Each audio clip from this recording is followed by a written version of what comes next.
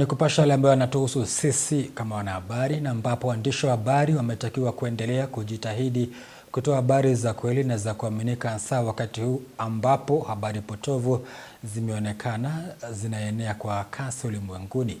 Haya yanajia huku ulimwengu ukiadhimisha siku ya uhuru wa wanahabari, wito ukitolewa kwa serikali kuangazia changamoto zinazowakumba wanahabari ili kuimarisha utendakazi wao, hasa wakati huu taifa linapojiandaa kwa ajili ya uchaguzi mkuu wa mwaka ujao. Ulimwengu unapoadhimisha siku ya uhuru wa wanahabari, wito umetolewa kwa waandishi wa habari kuendelea kujitahidi kutoa habari za kweli na za kuaminika, hasa wakati huu ambapo kuna ongezeko la habari potovu kutokana na matumizi ya akili unde. Must be alert to the reality of the moment. Deepfakes, misinformation, disinformation are with us. Use that influence wisely. Use it responsibly. Use it to inform, to clarify, to unite where you can, and to challenge where necessary. The conversation about peace cannot be separated from the conversation about journalism. Where journalism is weakened, truth becomes fragile. And where truth is fragile, peace becomes impossible. Taifa linapojiandaa kwa ajili ya uchaguzi mkuu wa mwaka wa 2027, msemaji wa polisi Moshiri Nyaga amewahakikishia wanahabari usalama wao katika msimu huu wa kisiasa, idara ya polisi ikitakiwa kushirikiana na wanahabari kuhakikisha hawatapata matatizo wanapotekeleza wajibu wao.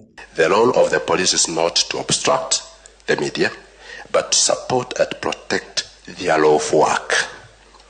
This means respecting the rights of journalists to report freely.